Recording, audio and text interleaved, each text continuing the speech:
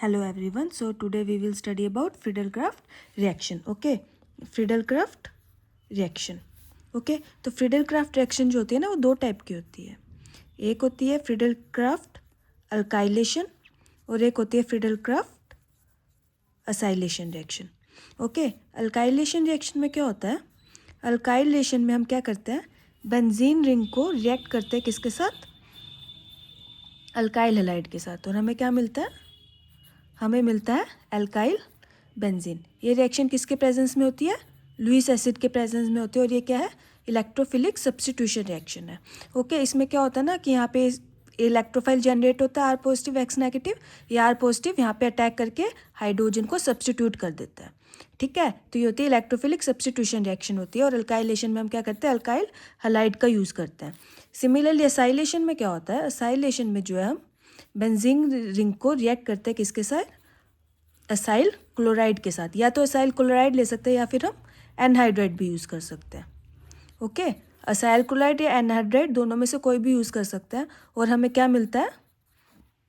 हमें मिलता है ये असाइल कीटोन ग्रुप. ये रिएक्शन भी सिमिलरली किसके प्रेजेंस में होती है? लुईस एसिड के प्रेजेंस में होती है. और इसमें भी क्या होता है? ये असाइल ग्रुप जो है ना यहाँ पे हाइड्रोजन को सब्स्टिट्यूट कर देते हैं. और ये भी क्या है? इलेक्ट्रोफिलिक सब्स्टिट्यूशन का ही एग्जाम्पल है. ओके, तो फ्रीडल-क्राफ्ट रिएक्शन जो दो टाइप की होती है, एक अल्काइलेशन और एक असाइलेशन रिएक्शन. अल्काइलेशन में जो है हम बेंजीन रिंग को अल्काइल हैलाइड के साथ रिएक्ट करते हैं. असाइलेशन में हम जो है बेंजीन रिंग को असाइल क्लोराइड के साथ रिएक्ट करते हैं, या फिर हम एनहाइड्राइड का भी यूज़ कर सकते हैं. दोनों में क्या होता है? ये जो इलेक्ट्रोफाइल जनरेट होता है ये क्या करता है? हाइड्रोजन को सब्स्टिट्यूट कर देता है. ओके, आया समझ में? तो अभी हम जो है दोनों रिएक्शन को जो है डिटेल में पढ़ेंगे. सबसे पहले हम देखेंगे फ्रीडल-क्राफ्ट अल्काइलेशन रिएक्शन. इस रिएक्शन में क्या होता है? बेंजीन रिंग है, ये हमने लिया अल्काइल हैलाइड. ये रिएक्शन लुईस एसिड के प्रेजेंस में होती है और ये हमारे पास क्या बन गया? अल्काइल बेंजीन बन गया. ठीक है, अब क्योंकि इसमें क्या होता है? इलेक्ट्रोफाइल, क्योंकि यहाँ पे इलेक्ट्रोफाइल जनरेट होता है और एच एटम को सब्स्टिट्यूट करते हैं, इसलिए इलेक्ट्रोफिलिक सब्स्टिट्यूशन रिएक्शन. क्योंकि सब्स्टिट्यूशन भी हो रहा है, इलेक्ट्रोफाइल सब्स्टिट्यूट कर रहे हैं, इसलिए इलेक्ट्रोफिलिक सब्स्टिट्यूशन रिएक्शन. ठीक है, क्या होता है Friedel Crafts alkylation reaction? Where an alkyl group replace an hydrogen atom in the presence of Lewis acid. Okay, आए समझ में? हम इसका मैकेनिज्म देखेंगे कि इसका मैकेनिज्म क्या रहता है. तो इसके मैकेनिज्म में क्या रहता है? ये हमने अल्काइल हैलाइड लिया, ये क्या है? AlCl3. ये क्या है? एक लुईस एसिड है. हम कोई भी लुईस एसिड ले सकते हैं. जैसे अब यहाँ पे हमने AlCl3 लिया है, हम FeCl3 भी ले सकते हैं, ZnCl2 भी ले सकते हैं.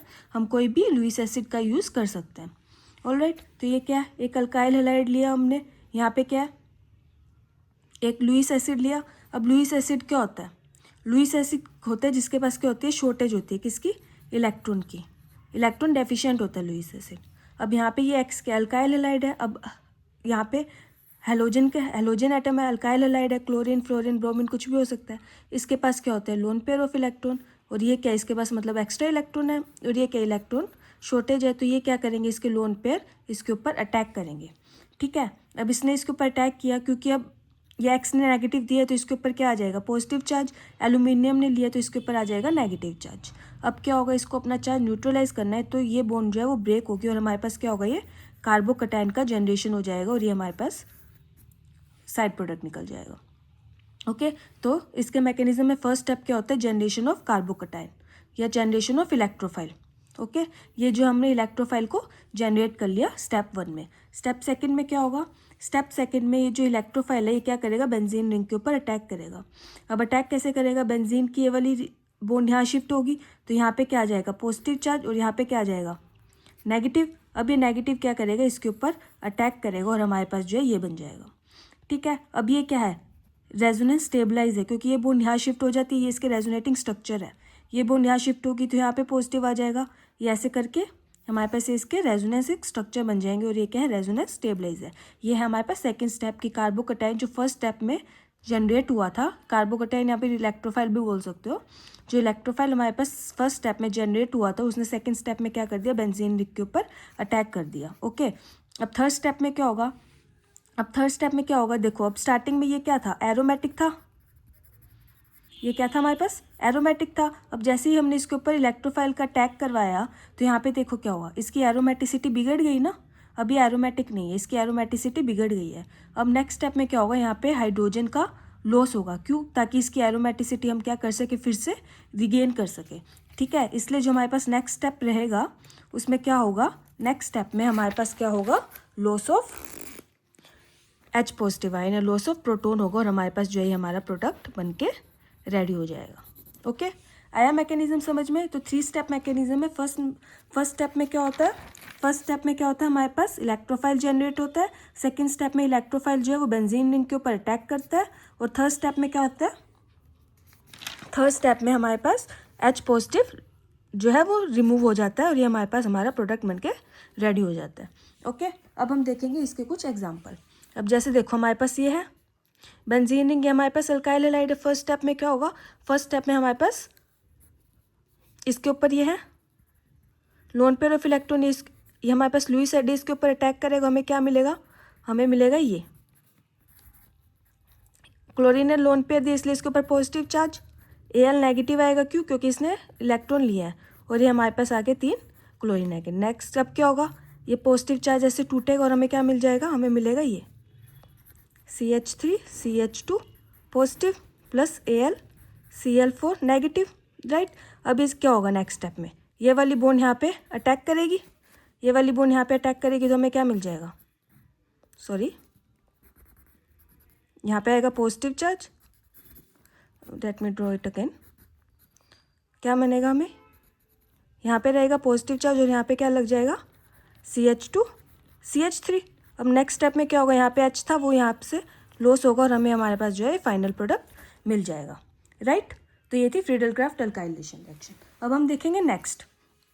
अब देखो इसमें क्या होगा, इसमें होगा क्या, यहाँ पे पॉजिटिव आएगा, यहाँ पे नेगेटिव आएगा, यहाँ से जाएगा, ऐसे ही होगा ना। यहाँ पे हमारे पास ये होगा लुईस एसिड, Cl नेगेटिव यहाँ पे देगा, तो हमें क्या मिलेगा, CH3 CH2 CH2 Cl के ऊपर पॉजिटिव, AlCl3 होएगा यहाँ पे नेगेटिव, ये टूटेगा और क्या मिल जाएगा हमें, CH3 CH2 CH2 पॉजिटिव। अब ये इसके ऊपर अटैक करके हमें ये मिलना चाहिए, ये हमारा एक्सपेक्टेड प्रोडक्ट है, ठीक है। बट क्या होता है, हमारे पास ये नहीं बनता है, हमारे पास जो बनता है ना वो ये बनता है,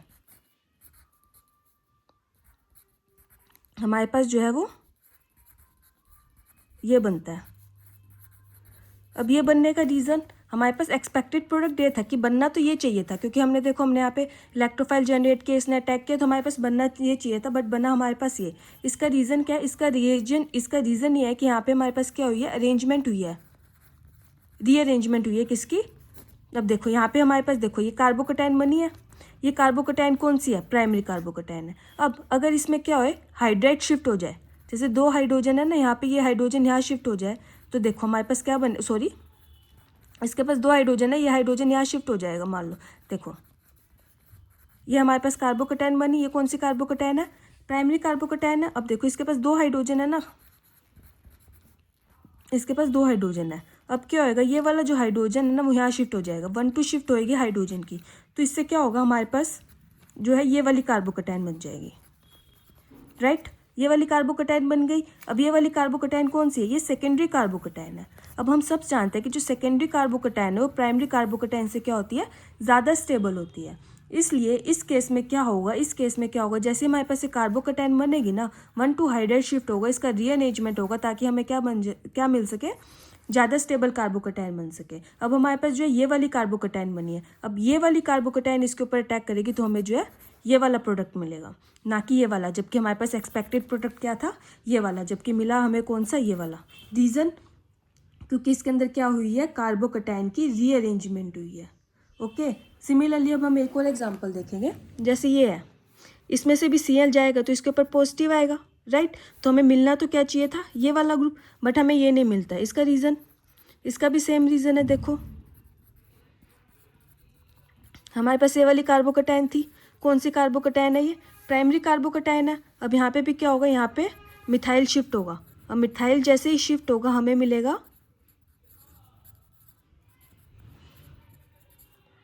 ये हमारे पास क्या है, टर्शरी कार्बोकैटायन है, राइट। अब टर्शरी कार्बोकैटायन प्राइमरी से क्या है, ज़्यादा स्टेबल है, इसलिए यहाँ पे भी क्या होगा, रीअरेंजमेंट हो जाएगा किसका, कार्बोकटायन का, ताकि हमें क्या मिले, ज़्यादा स्टेबल कार्बोकटायन मिल सके। ओके, अब ये वाली कार्बोकटायन जो इस बेंजीन रिंग के ऊपर अटैक करेगी और हमें क्या दे देगी, हमारा प्रोडक्ट कुछ इस तरह से मिलेगा हमें।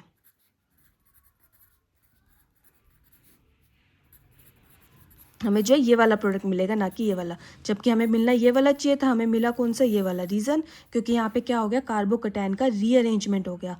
कार्बोकटायन का रीअरेंजमेंट क्यों हो गया, क्योंकि रीअरेंजमेंट होने के बाद हमें जो है ज़्यादा स्टेबल कार्बोकटायन मिल रही थी।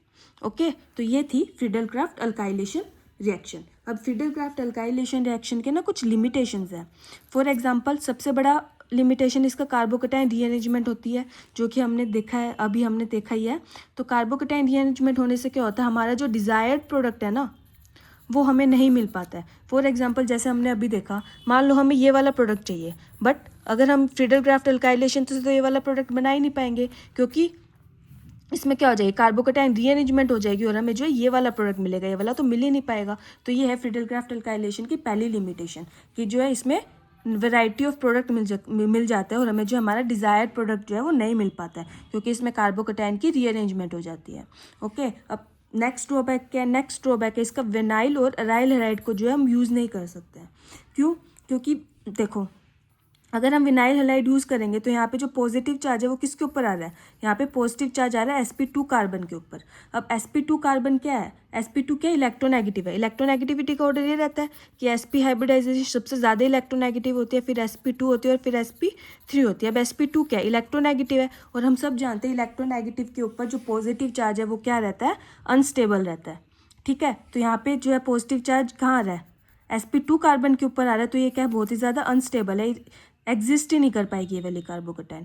तो इस रिएक्शन में जो है हम विनाइल और अराइल हैलाइड को यूज़ नहीं कर सकते। सिमिलरली विनाइल हैलाइड में देखा, अब अराइल हैलाइड में भी हम देखेंगे, यहाँ पे भी पॉजिटिव चार्ज किसके ऊपर आ रहा है, sp2 कार्बन के ऊपर, जो कि क्या है, स्टेबल नहीं है, क्योंकि sp2 क्या है, sp2 हाइब्रिडाइजेशन इलेक्ट्रोनेगेटिव, और इलेक्ट्रोनेगेटिव के ऊपर पॉजिटिव चार्ज स्टेबल नहीं रहता है, इसीलिए जो है हम विनाइल और अराइल हैलाइड का यूज़ नहीं कर सकते। ये है अल्काइलेशन की सेकेंड लिमिटेशन।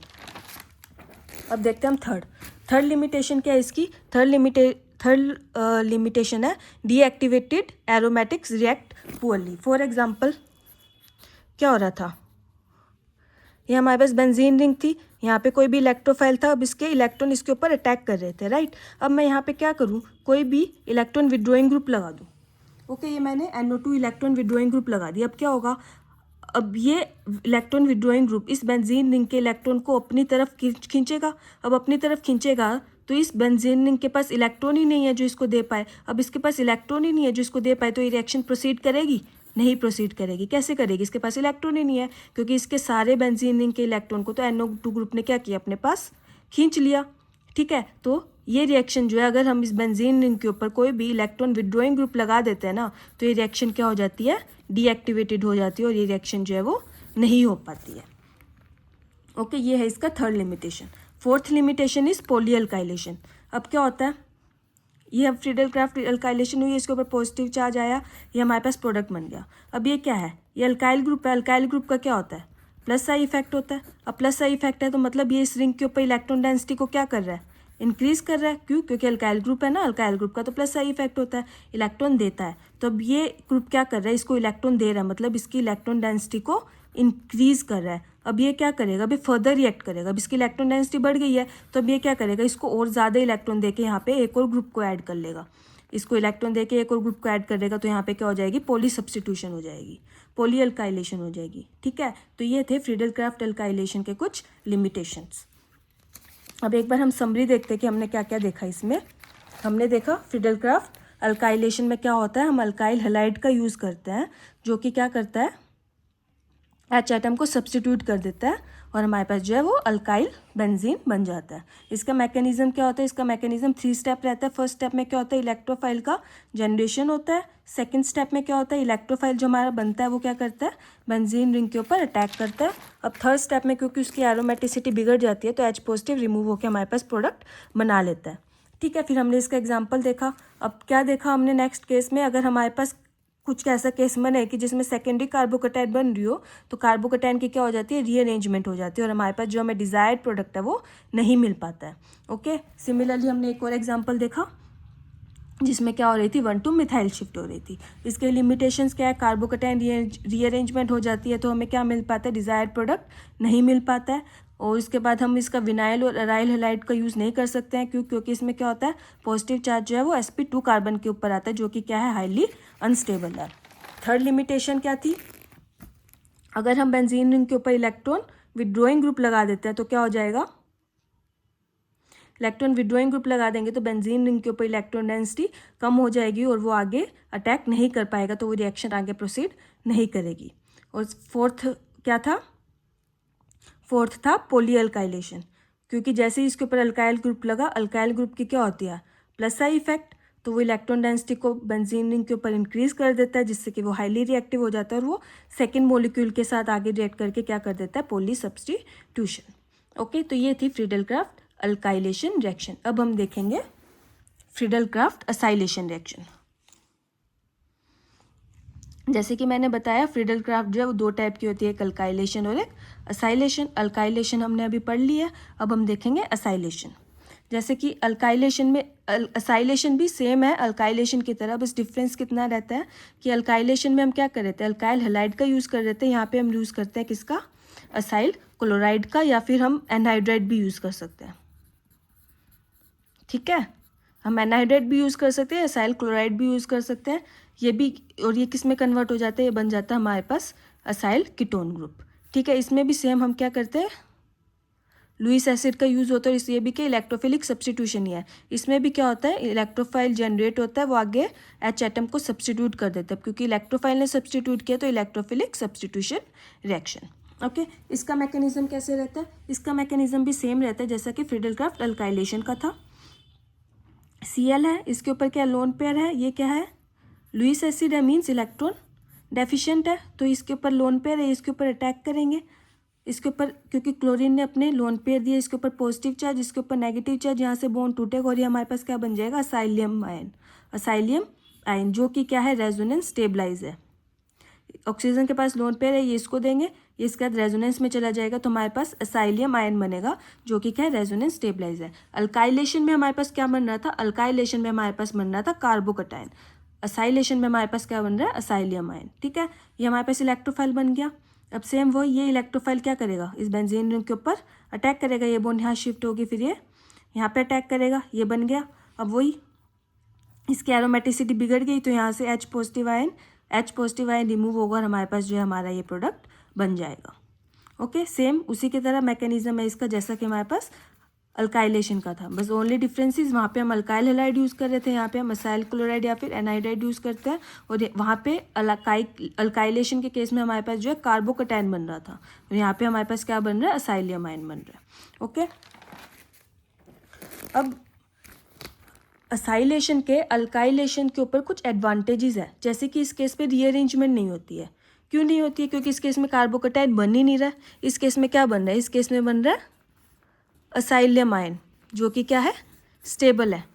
ओके, कार्बोकटायन बन ही नहीं रहा, अब कार्बोकटायन बन ही नहीं रहा तो रीअरेंजमेंट भी नहीं होगी। अब रीअरेंजमेंट नहीं होगी तो जो प्रोडक्ट हमें चाहिए हमें वही मिलेगा। जैसे कि ये क्या है, अल्काइलेशन रिएक्शन है, क्योंकि इसमें हम अल्काइल हैलाइड यूज़ कर रहे हैं। तो इसमें क्या हो रहा था, ये तो हमारा क्या है, एक्सपेक्टेड प्रोडक्ट है कि यहाँ पे पॉजिटिव चार्ज आएगा, ये पॉजिटिव अटैक करके हमें ये देगा, बट हमें ऑब्जर्व क्या होता है, ये वाला। क्यों, क्योंकि ये क्या बनती है, प्राइमरी कार्बोकटायन बनी होगी। अब इसमें क्या होगा, हाइड्राइड शिफ्ट हो जाएगा और हमें क्या मिल जाएगी, ये वाली कार्बोकटायन मिल जाएगी सेकेंडरी, क्योंकि ये कौन सी थी, प्राइमरी थी, ये कौन सी सेकेंडरी है, तो हमें ये वाली कार्बोकटायन मिलेगी, ये अटैक करके हमारे पास ये बना देगी, जबकि चाहिए हमें कौन सा था, ये वाला।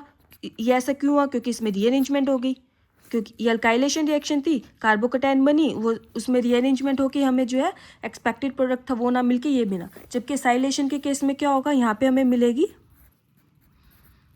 असाइलियम आयन, इसमें तो रीअरेंजमेंट होगी नहीं, तो जो हमारा एक्सपेक्टेड प्रोडक्ट था वही हमारा क्या होगा, ऑब्जर्व प्रोडक्ट होगा, जो कि अल्काइलेशन के केस में नहीं हो रहा था। ठीक है। तो असाइलेशन का एडवांटेज अल्काइलेशन के ऊपर ये है कि इसमें जो हमारा एक्सपेक्टेड प्रोडक्ट होता है वही हमें ऑब्जर्व में मिलता है, क्योंकि इसमें कोई रीअरेंजमेंट नहीं होती है, क्योंकि इसमें कोई कार्बोकटायन बनता ही नहीं है। ठीक है। अब यहाँ पे जो हमारे पास असाइल ग्रुप बना है, असाइल ग्रुप को हम आगे, कीटोन ग्रुप है ना, ये कीटोन ग्रुप है, कीटोन ग्रुप को हम आगे रिड्यूस कर सकते हैं हाइड्रोकार्बन पे। कैसे? हमारे पास दो मेथड होते हैं, एक वुल्फ किश्नर और एक क्लेमेंजन रिडक्शन। ठीक है। जब हम इसको जिंक मर्करी HCl के प्रेजेंस में रिड्यूस कर देते हैं, इसको बोलते हैं क्लेमेंसन रिडक्शन। कीटोन ग्रुप क्या हो गया? रिड्यूस हो गया। सिमिलरली वुल्फ किश्नर रिडक्शन लगा के भी हम कीटोन ग्रुप को हाइड्रोकार्बन में कन्वर्ट कर सकते हैं। तो ये है असाइलेशन का एडवांटेज अल्काइलेशन के ऊपर, कि इसमें कोई भी रीअरेंजमेंट नहीं होती है। ठीक है। सेकेंड है मोनो सब्सटीट्यूशन। अब क्या होगा, ये ग्रुप कौन सा है? हमारे पास असाइलेशन में ये वाला ग्रुप लगता है ना, यहाँ पे पॉजिटिव चार्ज आएगा, ये अटैक करके हमारे पास ये बना देगा। अब ये ग्रुप कौन सा? इलेक्ट्रॉन विड्रॉइंग ग्रुप है।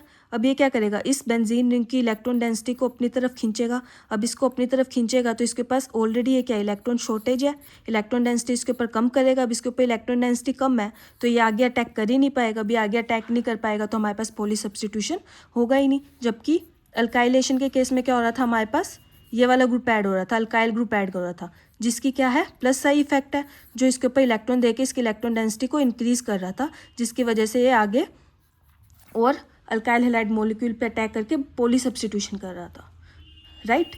जबकि इस केस में क्या हमारे पास ये COCH3 ग्रुप ऐड हुआ है, ये क्या, इलेक्ट्रॉन विड्रॉइंग इन नेचर है, इसके ऊपर से इलेक्ट्रॉन डेंसिटी को कम करेगा। इलेक्ट्रॉन डेंसिटी को कम करेगा तो क्या होगा, ये आगे अटैक ही नहीं कर पाएगा और हमारे पास क्या होगी, मोनो सब्सटीट्यूशन होगी, राइट। ओके, समझ में आया। अब उसके बाद फिडेल क्राफ्ट रिएक्शन जो होती है ना, वो क्या होती है, स्लोएस्ट रिएक्शन है। अगर हम इसके ऊपर क्या करें, इलेक्ट्रॉन विड्रॉइंग ग्रुप लगा देंगे ना, तो ये रिएक्शन हो ही नहीं पाएगी, क्योंकि इसमें क्या होता है, इसके जो इलेक्ट्रॉन होते हैं वही आगे अटैक करते हैं ना इस कार्बन के ऊपर। अब अगर हम इसके ऊपर इलेक्ट्रॉन विड्रॉइंग इलेक्ट्रॉन लगा देंगे तो क्या होगा, ये इस बेंजीन रिंग की इलेक्ट्रॉन डेंसिटी को कम कर देगा। अब इसके ऊपर इलेक्ट्रॉन डेंसिटी नहीं है तो वो आगे कैसे अटैक करेंगे, नहीं कर पाएंगे ना। तो इसलिए जब भी हम बेंजीन रिंग के ऊपर अगर इलेक्ट्रॉन विड्रॉइंग ग्रुप लगा देते हैं ना, तो ये रिएक्शन क्या होती है, हो ही नहीं पाती है, कोई भी रिएक्शन नहीं होती है। ओके, अब ये तो हमने देखा असाइल क्लोराइड का। हम जो है एनहाइड्राइड का भी यूज़ कर सकते हैं, राइट। एनहाइड्राइड का भी यूज़ कर सकते हैं। हमने एनहाइड्राइड लिया है, इसके ऑक्सीजन के पास लोन पेयर है, इसके ऊपर अटैक करेंगे, इस पर पॉजिटिव चार्ज आएगा, ये बॉन्ड यहाँ ब्रेक होगा और हमारे पास CH3C डबल बॉन्ड हो, ये बनेगा। अब ये आगे जाके क्या कर देगा, बेंजीन रिंग पे अटैक करके हमारे पास जो है ये बना देगा, ठीक है। ये तो था जब हमारे पास क्या था, सिमेट्रिकल एनहाइड्राइड था। अगर हमारे पास ये अनसिमेट्रिकल एनहाइड्राइड हो तो अब ये बॉन्ड जो यहाँ से भी टूट सकते हैं, यहाँ से भी टूट सकती है, तो अब कौन सा प्रोडक्ट बनेगा। मान लो यहाँ से ब्रेक होती है तो हमारे पास ये इलेक्ट्रोफाइल बनेगा, ये इसके ऊपर अटैक कर देगा। बट अगर ये यहाँ से ब्रेक होती है तो हमारे पास ये कार्बोकैटायन बनेगा, फिर ये ग्रुप अटैक करके हमारे पास ये प्रोडक्ट बनाएगा। तो दोनों में से क्या बनेगा, A बनेगा कि B बनेगा। तो इसमें जो है जो लेस हिंड्रेड होता है ना, वो इलेक्ट्रोफाइल अटैक करता है। अब जैसे कि ये वाला ग्रुप जो है ये लेस हिंड्रेड है ना, यहाँ पे CH3 लगा हुआ है, बल्कि ग्रुप है, हिंड्रेड ग्रुप है, तो हमारा जो इलेक्ट्रोफाइल है वो ये बनेगा और हमारा जो प्रोडक्ट रहेगा वो ये वाला रहेगा, ये वाला नहीं रहेगा। ओके, जो लेस हिंड्रेड होता है वही क्या करता है, इलेक्ट्रोफाइल की तरह एक्ट करता है। ऑलराइट, अब हमारे पास जो ये फ्रीडल क्राफ्ट असाइलेशन रिएक्शन है, ये तो इंटरमोलिक्यूल थी। इंटरमोलिक्यूल मीन्स दो मोलिक्यूल ने एक्ट किया था, दो अलग थे। ये हमारे पास इंट्रामोलिक्यूलर भी हो सकती है। देखो ये असाइल ग्रुप जो है एक ही मोलिक्यूल है, इंटरमोलिक्यूल भी हो सकती है। इसमें ना फिर हमारे पास रिंग बनती है। जैसे कि क्लोरीन के पास लोन पेयर थे, इसने अटैक किया, ये यहाँ से बाहर निकले गए, ये हमारे पास एसाइलियम आयन बना, फिर इस बॉन्ड ने यहाँ पे अटैक किया। अभी देखो इसके पास कितने इलेक्ट्रॉन हो गए, 1 2 3 4 5 6, ये 6 मेंबर रिंग बन गई। फिर नेक्स्ट में यहाँ से हाइड्रोजन रिमूव होगा इसके एरोमेटिसिटी गेन करने के लिए, हमारे पास ये प्रोडक्ट बन जाएगा। ओके, तो ये थी फ्रीडल क्राफ्ट अल्काइलेशन और फ्रीडल क्राफ्ट असाइलेशन रिएक्शन। तो अभी मैं आपको समरी में बताऊंगी आज हमने क्या क्या देखा। हमने देखा Friedel craft reaction. Friedel craft reaction जो है वो दो टाइप की होती है, एक होती है अल्काइलेशन और एक होती है असाइलेशन। अल्काइलेशन में हम जो है अल्काइल हैलाइड का यूज़ करते हैं, असाइलेशन में हम असाइल क्लोराइड का यूज़ करते हैं। दोनों में क्या होता है, सब्स्टिट्यूशन रिएक्शन और लुईस एसिड की प्रेजेंस में ही होती है। फिर पहले हमने देखी फ्रीडल क्राफ्ट अल्काइलेशन रिएक्शन। ये हमारे पास इलेक्ट्रोफाइल, इसका मैकेनिज्म कैसे रहता है, फर्स्ट स्टेप में इलेक्ट्रोफाइल जनरेट होता है, लुईस एसिड के प्रेजेंस में होता है, लुईस एसिड इलेक्ट्रॉन शॉर्टेज होता है, ये क्लोराइड के ऊपर क्या होता है, हेलोजन के पास इलेक्ट्रॉन पेयर होते हैं जो डोनेट करते हैं, जिसके नेक्स्ट स्टेप में हमारे पास ये क्या होता है, ये इलेक्ट्रोफाइल जनरेट हो जाता है। सेकेंड स्टेप में इलेक्ट्रोफाइल क्या करता है, बेंजीन रिंग के ऊपर अटैक करता है। अब थर्ड स्टेप में क्या होगा, क्योंकि इसकी इलेक्ट्रोफाइल के अटैक करने से इसकी एरोमेटिसिटी बिगड़ गई, थर्ड स्टेप में क्या होगा, हाइड्रोजन आयन जो है वो रिमूव हो जाएगा ताकि इसकी इलेक्ट्रोफिसिटी वापस से आ सके। ओके, अब इसके हमने कुछ एग्जांपल देखे। एग्जांपल में हमने देखा अगर सेकेंडरी कार्बोकैटायन बन रहा होगा तो इसमें क्या हो जाएगा, रीअरेंजमेंट हो जाएगा। ठीक है, तो इसकी कुछ लिमिटेशंस देखिए, कार्बोकैटायन रीअरेंजमेंट हो जाती है। असाइलेशन अल्काइलेशन के लिमिटेशंस क्या है, इसमें कार्बोकैटायन के रीअरेंजमेंट हो जाती है जिससे जो हमारा डिजायर्ड प्रोडक्ट है वो हमें नहीं मिल पाता है। उसके बाद विनाइल और राइलराइड नहीं वर्क करते हैं, क्यों, क्योंकि sp2 के ऊपर पॉजिटिव चार्ज क्या होता है, हाईली अनस्टेबल रहता है। फिर उसके बाद इसमें क्या होता है, डीएक्टिवेटेड ग्रुप जो है वो रिएक्ट नहीं कर पाते हैं। अगर हम बेंजीन रिंग के ऊपर इलेक्ट्रॉन विड्रॉइंग ग्रुप लगा देंगे तो ये क्या करेंगे, बेंजीन रिंग से इलेक्ट्रॉन डेंसिटी विड्रॉ कर लेंगे। अब बेंजीन रिंग के पास इलेक्ट्रॉन डेंसिटी है ही नहीं, तो आगे अटैक कैसे करेगा, नहीं कर पाएगा, तो ये रिएक्शन नहीं हो पाएगी। उसके बाद क्या होता है, इसमें पॉली अल्काइलेशन हो जाता है, क्योंकि हमारे पास जो अल्काइल ग्रुप रखा है इसका क्या होता है, प्लस साइड इफेक्ट है। बेंजीन रिंग के ऊपर इलेक्ट्रॉन डेंसिटी को क्या कर देगा, इलेक्ट्रॉन देके इसकी इलेक्ट्रॉन डेंसिटी को इंक्रीज कर देगा, जिससे ये आगे सेकेंड मॉलिक्यूल पर अटैक करके हमारे पास पॉली सब्स्टिट्यूशन दे देगा। फिर हमने देखी फिडेलक्राफ्ट असाइलेशन रिएक्शन, इसमें हम जो है असाइल क्लोराइड या फिर एनहाइड्रेट दोनों में से किसी को भी यूज़ कर सकते हैं। ये रिएक्शन भी लुईस एसिड के प्रेजेंस में होती है और ये भी क्या है, इलेक्ट्रोफिलिक सब्स्टिट्यूशन रिएक्शन। इसका मैकेनिज्म भी अल्काइलेशन के जैसा ही रहता है और इसके अंदर डिफरेंस क्या है, अल्काइलेशन में कार्बोकैटायन बन रहा था, इसमें क्या बनता है, असाइलियम आयन बनता है जो कि क्या है, रेजोनेंस स्टेबलाइज्ड है। ओके, अब उसके बाद असाइलेशन के एडवांटेज क्या है अल्काइलेशन पे, कि इसके अंदर जो है रीअरेंजमेंट नहीं होता है। क्यों नहीं होता है, क्योंकि इसके अंदर कार्बोकैटायन बनता ही नहीं है, इसके अंदर असाइलियम आयन बनता है। उसके बाद हमारे पास जो ये प्रोडक्ट बना है इसको हम इजीली जो है रिड्यूस कर सकते हैं किसमें, हाइड्रोकार्बन में, by Wolff Kishner and Clemmensen reduction. उसके बाद इसके अंदर क्या है, मोनो सब्स्टिट्यूशन होता है, क्योंकि हमारे पास यहाँ पे COCH3 ग्रुप लगता है जिसका इलेक्ट्रॉन विड्रॉइंग इफेक्ट होता है, जो कि यहाँ बेंजीन रिंग से इलेक्ट्रॉन देके इसकी इलेक्ट्रॉन डेंसिटी को कम कर देता है, जिसकी वजह से ये जो आगे अटैक ही नहीं कर पाता है। उसके बाद फिडेलक्राफ्ट रिएक्शन क्या होती है, बहुत ही ज़्यादा स्लोएस्ट रिएक्शन है। अगर हम इसके ऊपर इलेक्ट्रॉन विड्रॉइंग ग्रुप लगा देंगे तो ये रिएक्शन जो है वो नहीं हो पाएगी। सिमिलरली हम जो है फिडेलक्राफ्ट असाइलेशन में एनहाइड्रेट का भी यूज़ कर सकते हैं। अगर हमारे पास सिमेट्रिकल एनहाइड्रेट है तो कुछ प्रॉब्लम नहीं है, बट अगर हमारे पास अनसिमेट्रिकल एनहाइड्रेट रहता है तो जो इसमें से जो लेस हिंडर्ड ग्रुप है वही क्या करता है, इलेक्ट्रोफाइल की तरह एक्ट करता है। ओके, उसके बाद जो फिडेलक्राफ्ट असाइलेशन रिएक्शन है वो इंट्रामोलिकुलर भी हो सकती है। मैकेनिज्म जो है उसका आप ये देख सकते हैं बिल्कुल सेम रहता है। ओके, तो आई होप आपको जो है फिडेलक्राफ्ट असाइलेशन और फिडेलक्राफ्ट अल्काइलेशन रिएक्शन समझ में आई होगी। Thank you.